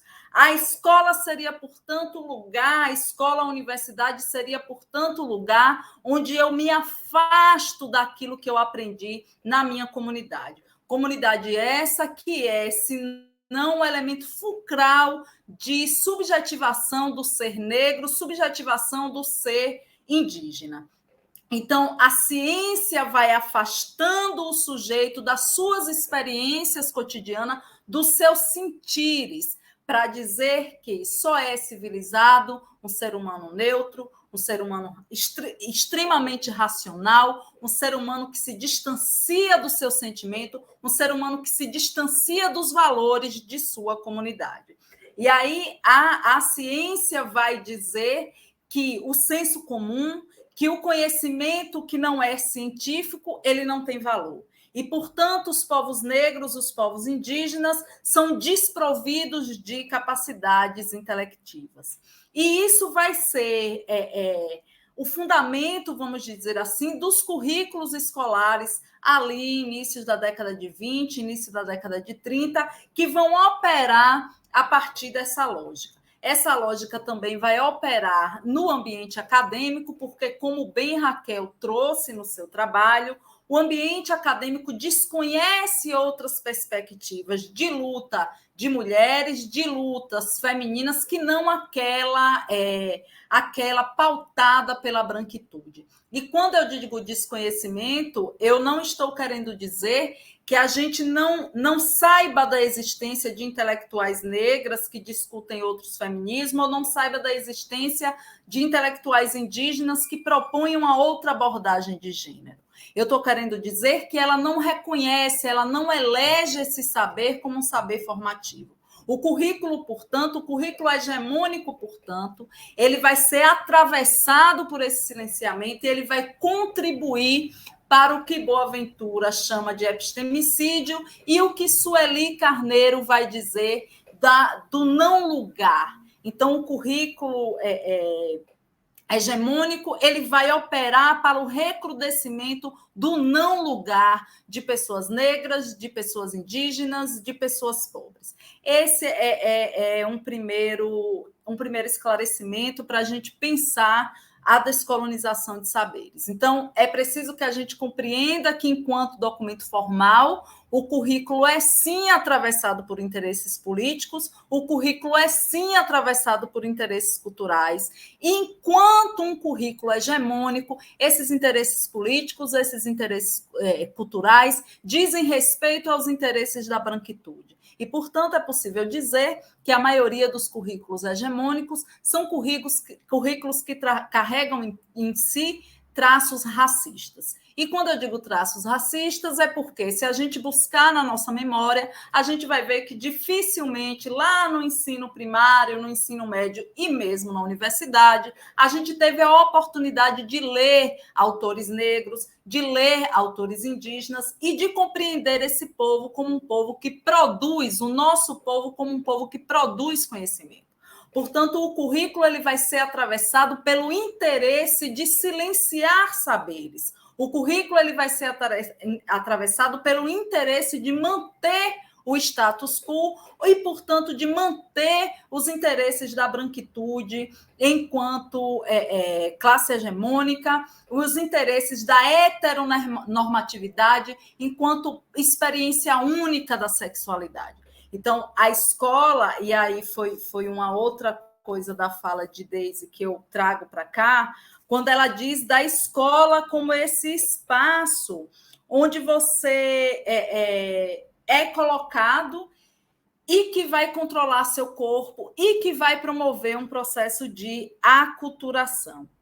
Né? A escola, e eu diria a universidade, aí eu lembro o trabalho de uma outra colega chamada Ana Alpia, onde ela nos diz que ela conta em sua tese de doutorado que uma estudante de camada popular, proveniente de uma família pobre, ela adentra a universidade e isso é a estudante que narra, né? E depois de meses na universidade, ela faz uma reunião com seus antigos colegas da escola para dizer que naquele momento ela estava abrindo mão da amizade deles. E a explicação dela é porque ela trazia consigo agora saberes e conhecimentos que essas pessoas não tinham. Então, eles ficariam sem assunto para conversar. Então, vocês percebam o nível em que a universidade nos coloca de distância da nossa própria comunidade, do nosso próprio berço, né? É a partir desse não reconhecimento de múltiplos saberes que a universidade e a escola vai, portanto, operar através de um currículo racista que nos distancia daquilo que o professor Fernando trouxe, que é a nossa ancestralidade, que é a nossa forma de produzir conhecimento, seja a forma indígena, seja a forma dos povos negros. E aí o professor Roberto Sidney Macedo vai nos presentear com um conceito chamado atos de currículo. E professor Roberto Sidney vai dizer o seguinte: bom, o currículo é isso, é esse documento formal que pauta a educação, ele é esse documento de interesse político da branquitude, mas ele também é uma outra coisa. E o que é essa outra coisa? Para professor Roberto, o currículo é feito também a partir de ações cotidianas de sujeitos implicados com processos educacionais, com processos formacionais, compreendendo, portanto, que nossa formação e nossa escolarização não se dá apenas em espaços escolares ou espaços universitários. O que o professor Roberto propõe é que nossa formação ela é diluída, ela é, eu vou usar aqui uma expressão também já usada pelo professor Fernando, que ela é pluriversa. Há vários espaços que nos formam e que nos informam. Então, os atos de currículo seriam, portanto, ações e praxes de sujeitos cotidianos que operam ou que se vinculam ou que se conectam a processos educacionais. Então, o que eu estou querendo dizer para vocês é que uma mãe de um aluno que vai à escola e questiona o conteúdo dado na escola, ela está promovendo um ato de currículo. Para ser mais claro, eu vou pedir licença à Raquel para dar um exemplo da minha própria experiência como professora. Estando eu em sala de aula, eu dava aula no curso de serviço social, porque, como disse, sou assistente social de formação. Estando eu na sala de aula, Raquel adentra uma das primeiras aulas na Universidade Federal do Recôncavo da Bahia, e um dos seus colegas começa a fazer os seguintes gestos, remetendo a uma música, acho que da Xuxa, que é aquele gesto assim com a boca, né? E ele começa a fazer isso e olhar para a Raquel, como dizendo para ela que ela deveria repetir aquele gesto, porque aquele era um gesto comum entre os povos indígenas, né? E ele fez isso rindo, fazendo aquilo como se fosse uma brincadeira. E naquele momento eu parei a aula e fiz assim: Raquel, caso você queira dialogar com o seu colega e explicar para ele o porquê que esse é um ato racista e esse é um ato que não deve ser reproduzido, a aula está aberta para que você faça isso. Bom, por que eu estou utilizando esse exemplo para dizer a vocês de ato de currículo? Porque, para mim, ele conforma tudo aquilo que o professor Roberto traz como ato de currículo, que é, num primeiro momento, o colega de Raquel tem um ato extremamente conservador, que seria, eu diria, alinhado com esse currículo hegemônico, com esse currículo que exotiza as práticas simbólicas e as produções dos povos indígenas. Num segundo momento, há um outro ato de currículo, quando eu reconheço a minha, eu não vou chamar de incapacidade por ser alguém que pesquisa o conhecimento dos povos indígenas, mas eu vou dizer que eu reconheço que se naquele momento eu tenho uma estudante indígena na sala, eu não posso tomar a frente dela e falar por ela. Então, eu abro o ambiente da sala de aula para que ela própria explique aos seus colegas o porquê que aquilo é um ato que não deve ser repetido. E aqui está um outro ato de currículo. E um terceiro ato de currículo é a tomada de consciência de Raquel de seu próprio lugar naquele ambiente, porque depois de algum tempo eu converso com Raquel, eu lhe peço de novo licença para relatar essa história. Depois de algum tempo eu converso com Raquel e Raquel me diz, muito segura de si, que naquele momento ela compreendeu que ela tinha um legado ancestral, que ela precisava defender dentro do espaço universitário, porque ela percebe que esse não é um espaço aberto para as construções de saberes de sua própria comunidade. Então, o conceito de ato de currículo ele é profundo e ele é denso, porque ele abarca não apenas atos de currículo descoloniais ou atos de currículo que questionam o currículo hegemônico, mas ele vai dizer que, inclusive, o ato conservador é um ato de currículo, certo? É um ato de currículo conformado com o interesse da branquitude, talvez, mas ele diz também que esse ato de currículo ele pode vir numa outra direção e ele pode contribuir para a desconstrução desse saber colonial, desse saber que se pretende hegemônico, desse saber brancocêntrico. E num artigo que está para ser publicado, eu digo, portanto, que o ato de currículo é como o espelho da Oxum. E por que o espelho da Oxum? Porque através do espelho da Oxum, nós podemos reconhecer aquilo que há de bom, mas também nós podemos reconhecer aquilo que há de ruim em nós mesmos. O espelho da Oxum reflete aquilo que é bom e reflete aquilo que não é bom em nós mesmos. E, ao mesmo tempo, o espelho da Oxum, ele não é narcísico, porque ele permite que eu olhe a mim, mas que eu olhe ao entorno, que eu veja tudo o que está acontecendo atrás de mim. Então, o conceito de atos de currículo, para mim, é um conceito que remete a essa ideia de Oxum, de que nós precisamos olhar para aquilo que é potência, mas nós também precisamos olhar para aquilo que não é tão bonito em nós. Então, o conceito de ato de currículo, a potência do conceito de ato de currículo está exatamente aí.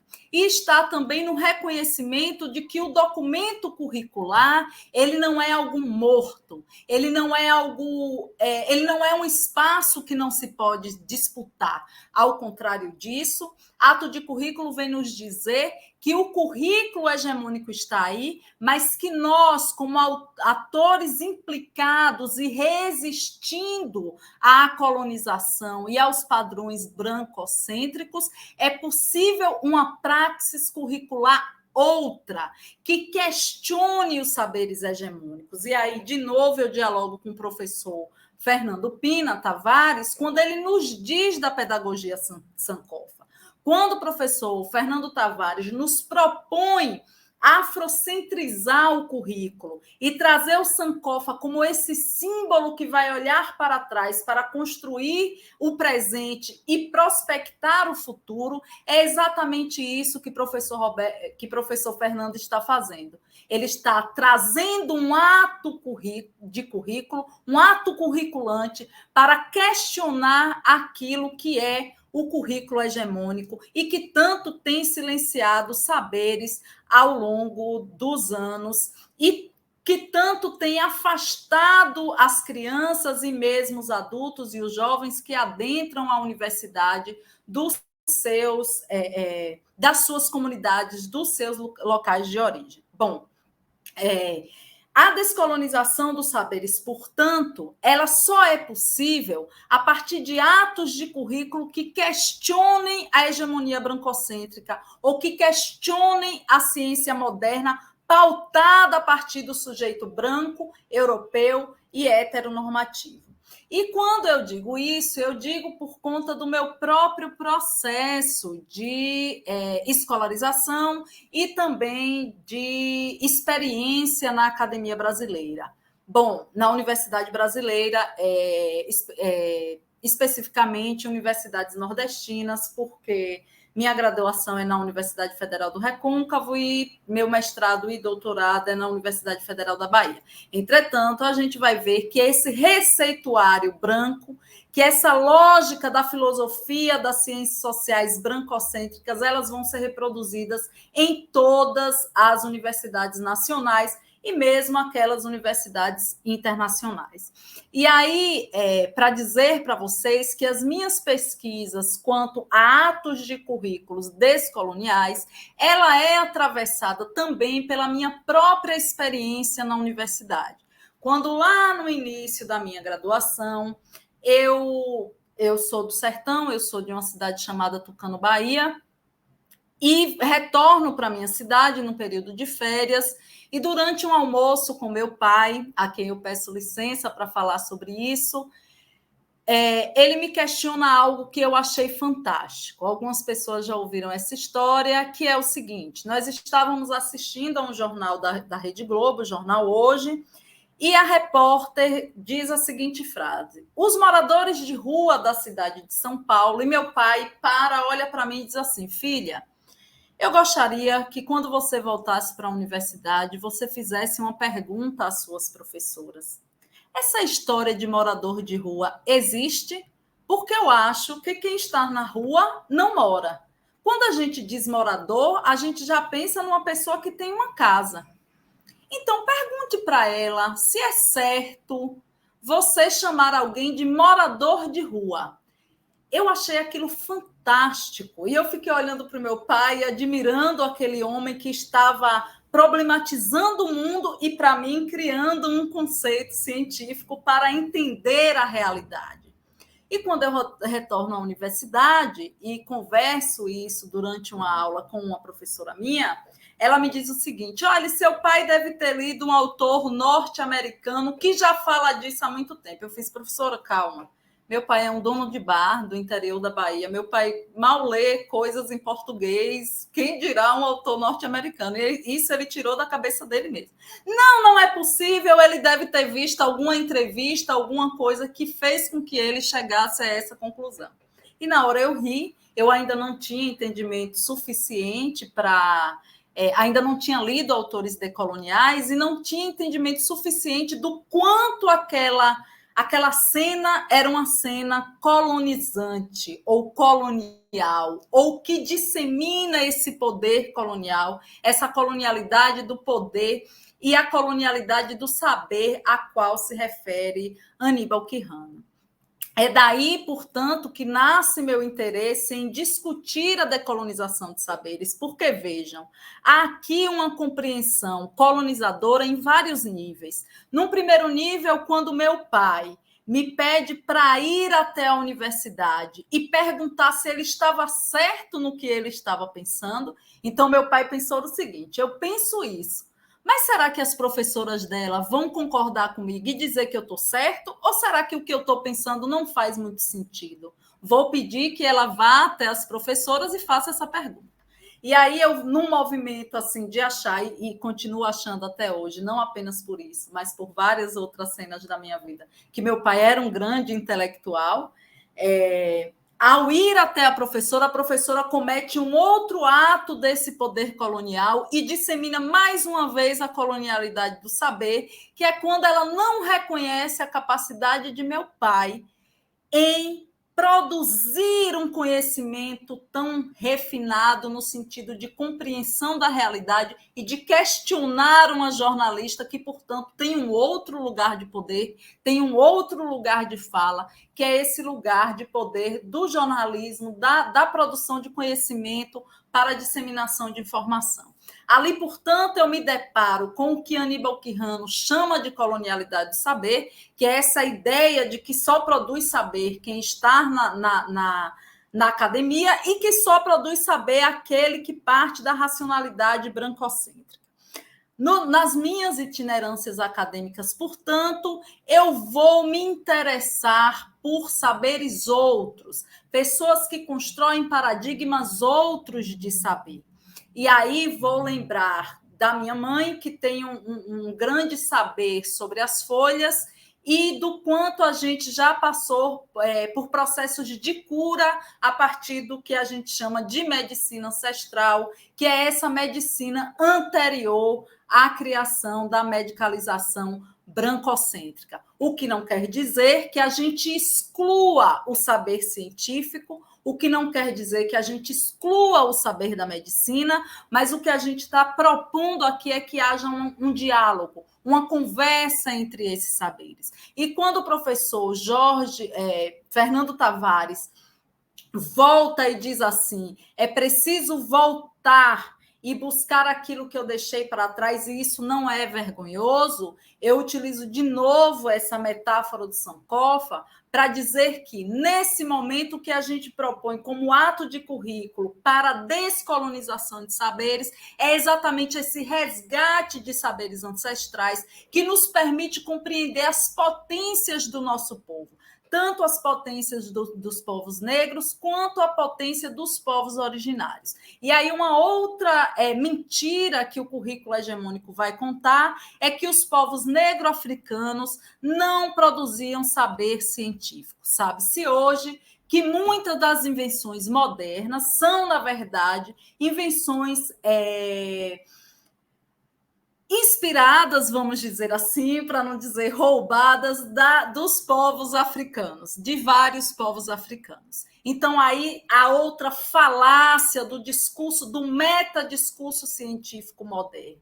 Sabe-se também que a história dos fármacos no mundo tem que ver com esse roubo, eu vou me autorizar a dizer isso, dos saberes dos povos originários e também dos povos africanos. Então, quando eu falo de atos de currículos para descolonização de saberes, eu estou dizendo, inclusive, de estudantes negros, indígenas e pobres que adentram a universidade, que questionam esse saber hegemônico e que questionam esse currículo epistemicida e genocida. E quando eu digo que é um currículo epistemicida, eu estou dizendo que é um currículo que abafa saberes, que silencia saberes, que mata saberes outros. E aí, de novo, eu vou resgatar a fala de Daisy quando ela traz a escola como esse espaço de aculturação, como esse espaço de distanciamento do sujeito dos saberes da sua comunidade, para pensar numa colega, numa ex-aluna e colega minha e de Raquel, que é a Elitânia, que foi vítima de feminicídio, enfim. Quando a Elitânia ainda sonhava em apresentar seu TCC, e a Elitânia me diz o seguinte, a Elitânia era uma mulher negra, quilombola, e ela me diz o seguinte: professora, eu gostaria de discutir o racismo na escola, porque foi na escola que eu compreendi que eu era uma mulher negra. Foi através de atos racistas na escola que eu me compreendi como uma mulher negra. E naquele momento eu fiz assim: sério, Raquel? Ela fez: sim, professora. Enquanto eu estava no Quilombo, enquanto eu estava com a minha comunidade, onde todo mundo era preto igual a mim, eu não entendia essa racialização. Quando eu adentro a escola, que, paradoxalmente, todo mundo também era negro igual a mim, eu vou sofrer racismo porque diziam para alisar meu cabelo, porque diziam para usar roupas menos coloridas, e aí a gente já sabe como o racismo opera. E naquele momento, portanto, a Elitânia está me dizendo de uma escola que tinha alunos hegemonicamente negros, mas que já passavam por esse processo de negação do seu ser para um processo de embranquecimento e, portanto, a busca desse ideal civilizacional, que é aquilo que Frantz Fanon vai trazer como pele negras e máscaras brancas. Esse sujeito que, na tentativa de fazer parte do que Ailton Krenak chama de clube da humanidade, vai passando por processos de embranquecimento para pertencer a esse clube da humanidade, que é um pertencimento que jamais ocorrerá de maneira finalizada, uma vez que o sujeito branco não confere ao sujeito negro o reconhecimento, ao sujeito negro ou ao sujeito indígena, o reconhecimento de sua humanidade, o reconhecimento de sua própria racionalidade. E termino minha fala dizendo que há um equívoco quando a gente diz que a ciência moderna é uma ciência racional, como se outros povos não construíssem outras racionalidades. Digo, portanto, que todos os povos são povos racionais, mas são racionalidades outras, racionalidades que não operam a partir da dicotomia e da exclusão, mas operam a partir da solidariedade, da inclusão e do entendimento da diversidade, da alteridade, como uma potência humana e não como aquilo que nós deveríamos extinguir para um processo de homogeneização dos corpos. Então, o processo de descolonização do saber, para além do reconhecimento da pluriversalidade de formas de compreensão e produção de conhecimento, ele é também um processo de... ele é também um processo de resgatar saberes ancestrais, ele é um processo de resgatar nossa humanidade, ele é um processo de dizer que mães de santo aqui no Brasil preservaram a filosofia africana, preservaram os modos de ser e conviver dos povos africanos, preservaram um conhecimento denso, um conhecimento complexo que nos ajuda a perceber o mundo não como algo exterior, senão como algo que está em nós, que é a nossa própria formação. E aí, novamente, eu resgato os saberes dos povos originários na figura de seu Ailton Krenak, quando ele nos diz que o ser humano, o branco, fala em ambiente como se o ambiente fosse externo a ele, como se ele vivesse no ambiente e não com o ambiente. Mas nós somos a própria extensão da terra. A terra, a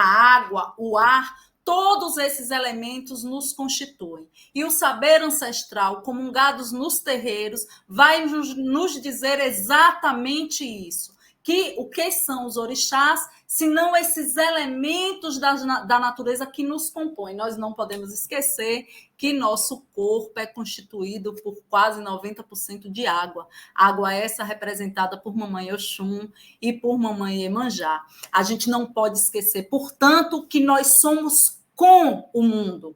Nós não somos sobre o mundo, nós não falamos sobre o mundo, nós não falamos sobre a natureza, nós somos com. Nós somos essa lógica da filosofia Ubuntu, que a professora Nancy falava mais cedo, em uma das mesas desse colóquio. Nós somos porque o outro é.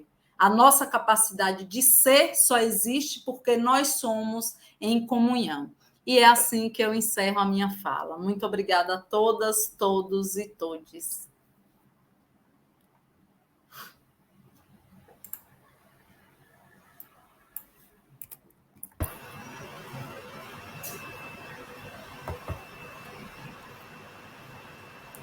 Parabéns, Larice. Obrigada, professor. Eu vou pegar algumas perguntas que nós temos aqui no chat para a gente dialogar. A primeira pergunta é para a professora Deise. Deise, você me escuta? A primeira pergunta é para a professora Deise, e essa pergunta nos diz o seguinte: é a Valquíria Farias Bezerra. Bom, Valquíria, me desculpe, eu cometi um ato falho. Você que é a professora, né? Enfim, do mestrado. Ela diz que é enfermeira e professora de cursos de formação técnica e bacharelado em enfermagem, assim como de um mestrado em educação profissional e tecnológica no Instituto Federal de Pernambuco. E ela pergunta, professora Deise, como você avalia os currículos de formação dos profissionais de saúde no Brasil quanto às oportunidades de desenvolvimento de saberes e conhecimentos pertinentes ao diálogo e cuidado transcultural. Eu vou fazer 3 perguntinhas nesse bloco e vocês respondem em seguida. Bom, a segunda pergunta é para a Raquel, e é também da Valquíria, e ela nos diz o seguinte: na sua formação como assistente social, como você percebeu o cumprimento das diretrizes curriculares para a educação das relações étnico-raciais, Raquel? A terceira pergunta é para o professor Fernando Jorge Pina Tavares, e também é da Valquíria, e ela pergunta o seguinte: que estratégias de resistência a pedagogia sankofa tem vivenciado na decolonialidade das práticas curriculares? O senhor pode nos dar um exemplo? Tem uma última pergunta, professor, que também é para o senhor, então eu vou fazê-la rapidinho, para a gente não se perder. A Ana Paula diz o seguinte, que ela atua na formação de professores no Instituto Federal de Santa Catarina. Uma das interdisciplinas do curso, estabelecemos um projeto de trabalho que envolve a constituição do povo local, Palhoça, Santa Catarina, que é composto por imigrantes açorianos, negros e indígenas. Quais leituras, autores ou mesmo professores africanos que podem contribuir com esse projeto de ensino voltado para os acadêmicos? Caso vocês queiram que eu retorne a pergunta, podem me perguntar. Aí a gente segue Deise, Raquel e professor Fernando. Raquel, fique à vontade para colocar suas considerações no chat, caso você não consiga ligar o microfone. Me ouvindo, Larice? Pronto. Então, professora Valquíria, eu ia inclusive colocar que essa professora não era eu, do currículo.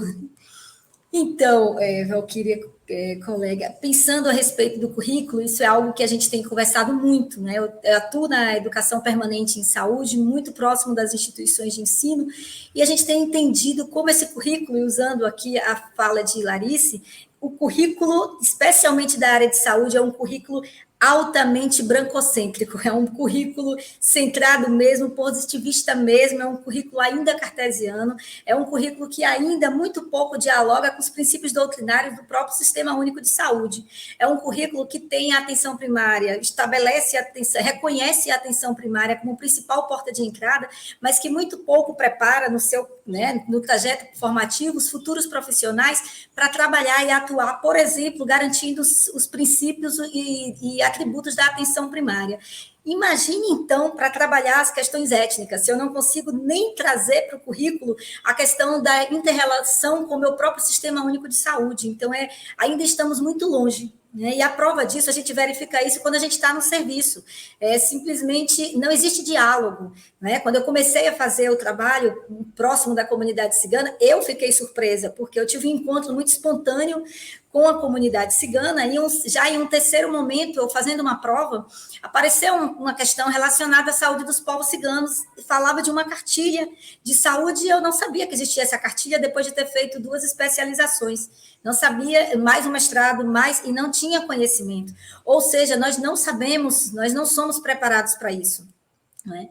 Então, assim, o currículo na área de saúde precisa muito ser trabalhado, e a prova disso é esse despreparo do serviço de saúde, né? Nós todos, para abraçarmos esse grupo. A gente tem uma experiência bem bonita também aqui no município de Itabuna, que foi uma faculdade de medicina, inclusive, que eu falo de medicina, inclusive, porque tem esse perfil muito brancocêntrico e muito cartesiano mesmo, e eles colocaram no componente deles a saúde dos povos ciganos. Talvez seja a primeira universidade aqui de medicina que traz isso, né? Então, a gente está conseguindo fazer essa aproximação. E aí, nos surpreendeu, porque eles estudam no currículo. E um dia, nós fomos com a comunidade cigana até a faculdade, a convite. E parecia que nós estávamos entrando com os extraterrestres, porque simplesmente os mesmos estudantes que todo dia conhecem a lei, a Política Nacional de Atenção Integral à Saúde dos Povos Ciganos, eles olhavam para os ciganos, tipo, por que eles estão aqui? Né? Nós caminhávamos na universidade e causando total surpresa, eu diria também, para ser delicada, né? Como disse Larice, nos povos ciganos. E isso demarca muito essa vontade, sim. Então, eu acho que as universidades estão abertas para isso. A gente tem feito grandes movimentos nessa direção, Valquíria, muitos movimentos mesmo. Eu acho que a gente vai caminhar e tem que ser otimista mesmo, mas a base curricular dos cursos de saúde ainda não está preparada. Nós não falamos sobre a diversidade, não falamos sobre interculturalidade, nós não falamos. Infelizmente, ainda não.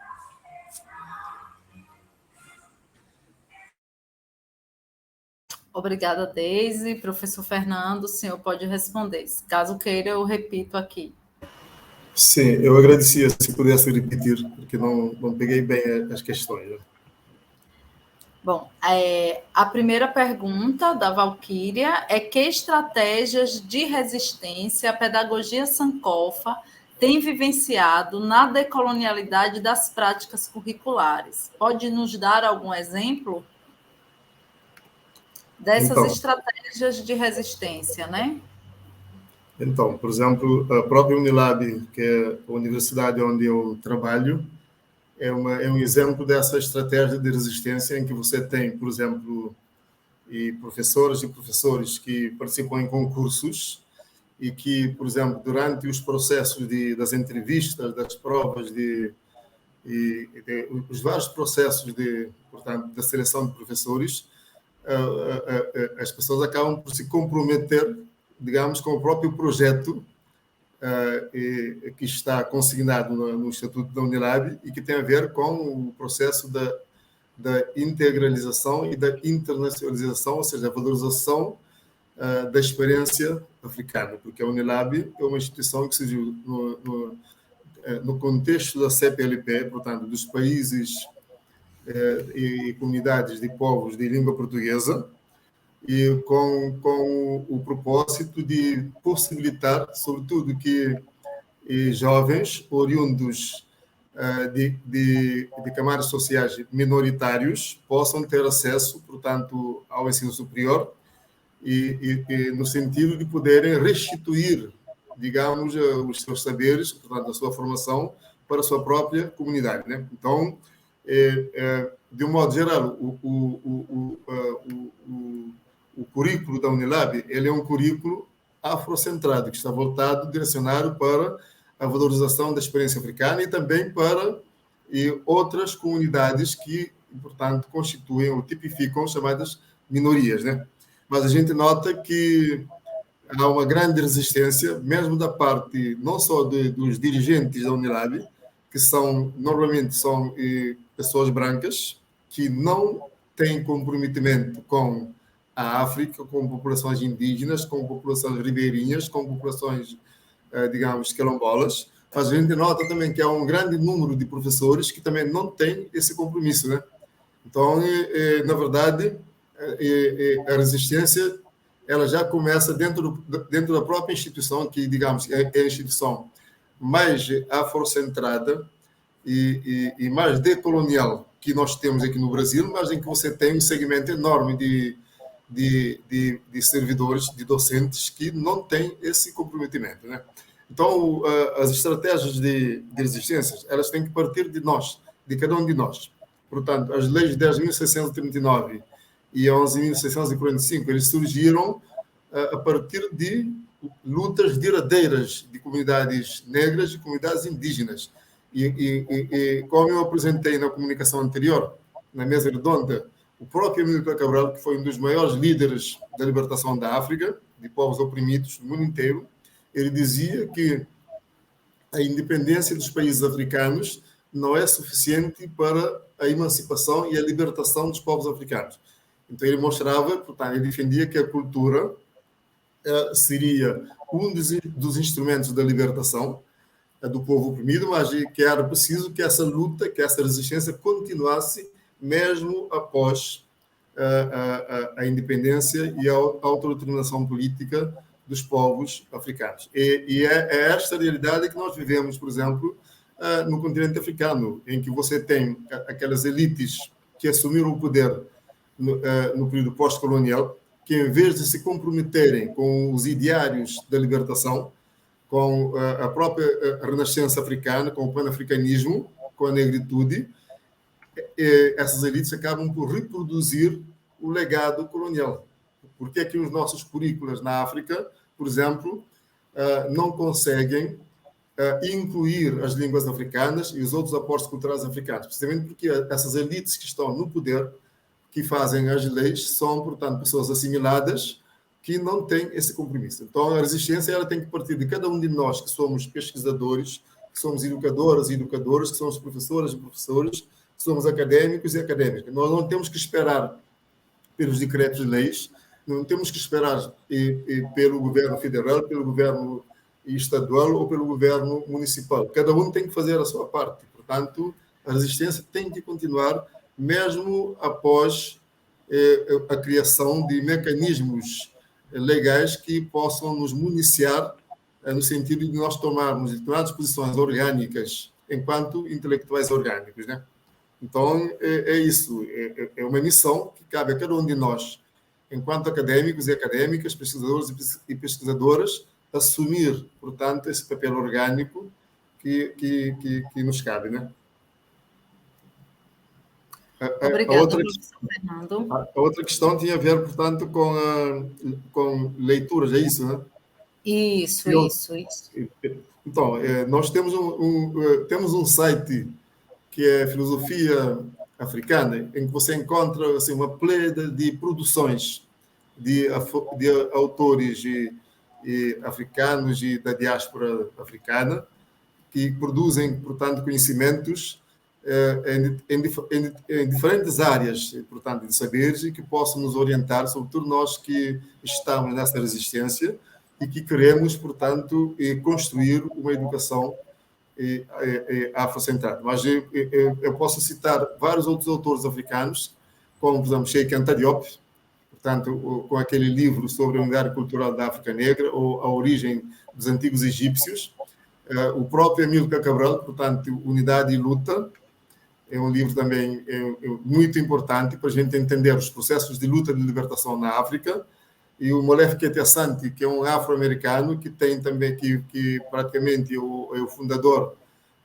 do paradigma da afrocentricidade, e temos a coleção Sankofa, né, que foi organizada pela Elisa Larkin, que tem também muito material e que possam nos ajudar, portanto, no delineamento desse caminho de resistência, né?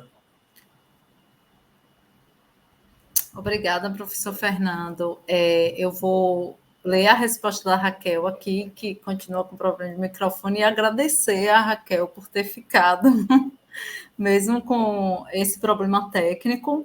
E ela disse que conseguiu perceber as diretrizes curriculares sobre a educação étnico-racial por meio de acesso em outros cursos na universidade e trazendo também essa discussão em sala de aula, e fazendo assim com que os professores discutissem. E eu achei super importante isso que Raquel traz, porque me formei na mesma universidade que ela, com a maior parte dos professores sendo também os mesmos.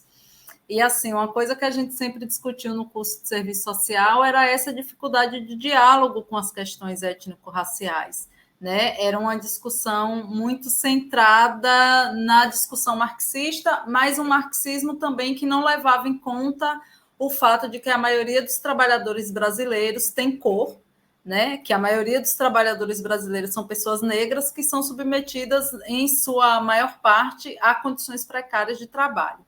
Então, é bem nesse caminho que Raquel traz, que ela diz assim, fazendo com que os professores discutissem em sala. Então, assim, não fosse a presença de corpos e mentes como a de Raquel, nós não teríamos essa discussão em pauta. Não fosse a presença de pessoas como Elitânia, uma mulher negra, nós também não teríamos essa discussão em pauta. Então, esses são os atos de currículo decoloniais, né? Para finalizar, eu gostaria de dialogar apenas com alguns comentários que gostaria de dialogar com todos, mas a gente não vai ter tempo, mas com alguns comentários que não são perguntas, mas são comentários no chat, que a Valquíria, ela nos incita a pensar, e eu achei isso bem interessante, não é coerente submeter esses saberes ancestrais, tradicionais e da experiência aos critérios de validação científica da ciência ocidental. É exatamente isso. A gente não pode esperar que o opressor valide o que a gente pensa. A gente não pode esperar que o outro valide aquilo que a gente constrói a partir de parâmetros e de experiências próprias. O professor, a Bárbara está perguntando, professor, qual é o site que o senhor mencionou? O microfone. Eu vi a pergunta, já estava respondendo no chat, e, portanto, é o site da Filosofia Africana, né? É um site que que traz muito material, portanto, muita produção dentro dessa matéria que a gente está discutindo, né? Eu finalizo aqui minha participação, abro para as considerações finais de Deise, Raquel já até colocou ali, e professor Fernando. Fique à vontade, Deise. Nesse momento, Larissa, é só agradecer a todos. Foi uma tarde de imensa aprendizagem para mim. Muito feliz por esse encontro aqui com você, Larissa, com o professor Fernando, com a Raquel. E uma imensa gratidão, especialmente para o professor Roberto Sidney, que, por sua sensibilidade, oportunizou que os ciganos estivessem, ainda que indiretamente, presentes nessa ciranda. Professor Roberto Sidney, genuína minha alegria por estar aqui nesse momento. Obrigada, Deise. Eu queria também aproveitar para, mais uma vez, felicitar a toda a organização deste evento e, sobretudo, na pessoa da professora Larissa e também do professor Roberto Sidney, que me convidaram, portanto, para participar deste evento. Normalmente a gente está no Unilab e muitas vezes a gente está um pouco isolado das outras instituições académicas aqui do estado da Bahia, né? Então eu agradeço mais uma vez por essa oportunidade, que é sempre também um espaço de partilha, mas também de aprendizagem, né? Eu aprendi muito nesse fórum, com as publicações que foram apresentadas tanto pela Deise como da Raquel, né? E que tem muito a ver também com as pesquisas que eu faço, né? A intervenção da professora Larissa, portanto, dispensa qualquer tipo de comentário, e de modo que é uma oportunidade que nós temos. É uma pena que muitos dos nossos estudantes não podem participar. Eu mesmo, hoje, passei o dia muito triste, porque eu trabalho com a disciplina de currículo, mas eu não podia socializar, portanto, digamos, o link para que os meus alunos pudessem participar, né? Então, é uma oportunidade, de facto, que eu espero que volte a se repetir, né? E vocês estão todos de parabéns. Muito obrigado pela oportunidade. Obrigada, professor Fernando. Eu que agradeço que o senhor tenha topado estar aqui com a gente, contribuir com esse colóquio. E a Raquel agradece por esse momento de partilha de conhecimento e diz que está à disposição para outros momentos. E assim, Raquel, eu agradeço demais a sua presença aqui. Você sabe o quanto eu admiro o seu trabalho, você sabe o quanto eu sou uma entusiasta daquilo que você propõe. Então, sinto muito por esse problema tecnológico, que nem eu nem você tem qualquer tipo de culpa, né? Mas agradeço que você tenha permanecido com a gente até o final também. Isso demonstra o quanto você é esse ser iluminado e que nos ilumina sempre. Muitíssimo obrigada por sua presença. Agradeço a todas, todos e todes. Agradeço a professora Deise, porque também topou esse desafio de estar aqui nesse simpósio, dialogando com a gente sobre algo que, como ela mesma disse, quase não é falado, que é a cultura dos povos ciganos, ou é muito exotizado. E agradeço a todos vocês que permaneceram conosco até o final. Certamente a programação do evento continua. Amanhã nós teremos mais mesas, mais simpósios, mais debates e apresentação de trabalho. Agradeço também a Suelândia e a Janaína, que estão aqui no apoio técnico com a gente. Obrigada, gente. Boa tarde. Tchau, tchau.